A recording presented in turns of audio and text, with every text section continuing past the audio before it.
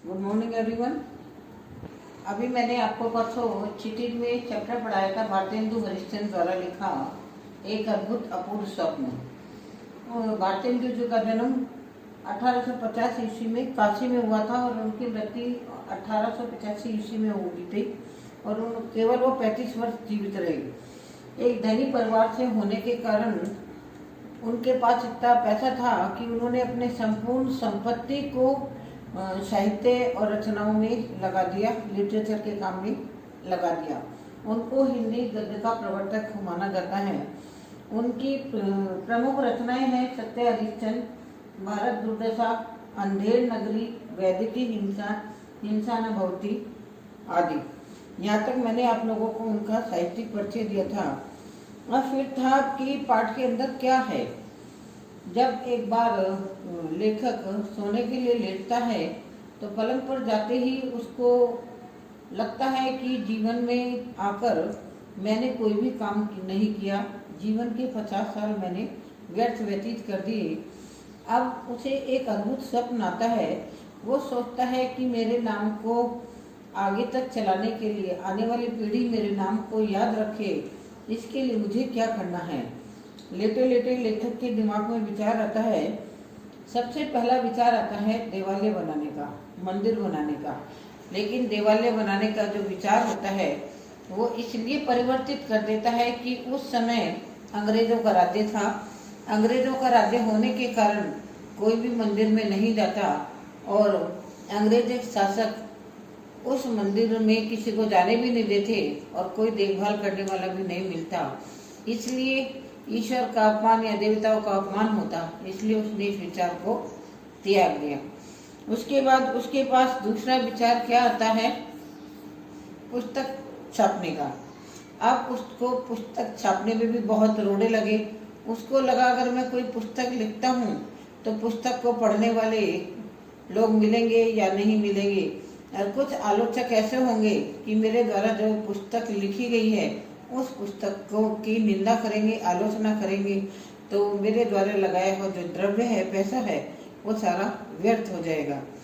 अब तीसरा विचार आता है उसके दिमाग में पाठशाला बनाने का। अब पाठशाला ने बनाने के लिए उसको पैसे की अत्यधिक आवश्यकता थी।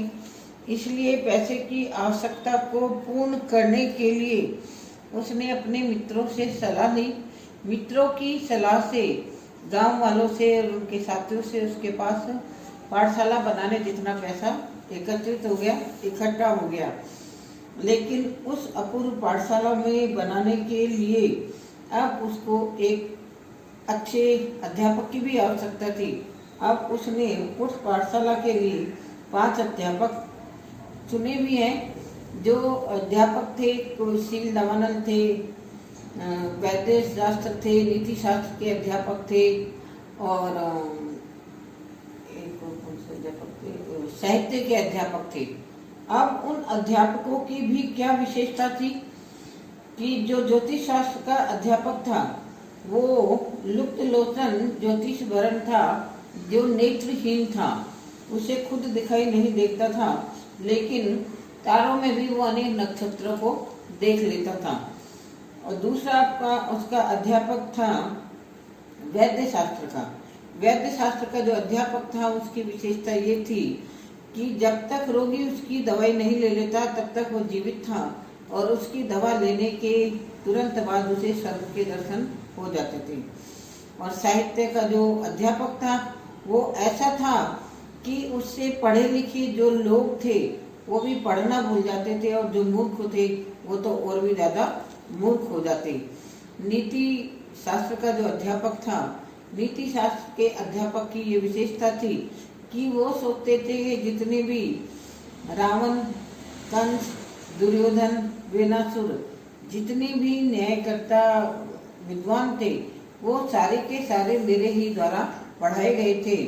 और जितने भी अंग्रेजों के जो जज हैं वो सारे के सारे अपने न्याय देने के लिए नीति सम्मत जो भी नीतियां हैं उन सबको सुनने के लिए, मेरे से सलाह मशवरा करने के लिए आते थे।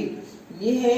फिर अंत में लेखक क्या है, एक घोषणा करता है कि ये परम सौभाग्य की बात है कि संसार में ऐसा संयोग दुर्लभ ही होता है कि लोग हमारी हेल्प करने के लिए आए। वो गांव वालों से निवेदन करता है कि आप अपने बच्चों को पढ़ने के लिए मेरी पाठशाला में भेजिए, खाने की व्यवस्था मेरे द्रव्य द्वारा की जाएगी, आप किसी प्रकार की चिंता मत करें। अगर आपकी श्रद्धा है तो भोजन व्यवस्था में आप सहायता करना चाहें तो आप सहायता कर सकते हैं, नहीं करना चाहे नहीं करें। लेकिन उन्होंने उसके साथ साथ अध्यापकों को भी ये चीज़ कही कि आप लोग अध्यापन करने के लिए तो आ जाइए, आप वेतन की चिंता मत कीजिए, 5 साल 10 साल बाद आप लोगों का वेतन आपको दिया जाएगा। ये पूरे पाठ के अंतर्गत था। अब आता है इसके अंदर क्या क्या क्वेश्चंस हैं, उन क्वेश्चंस के बारे में मैं आपको भी बताती हूँ।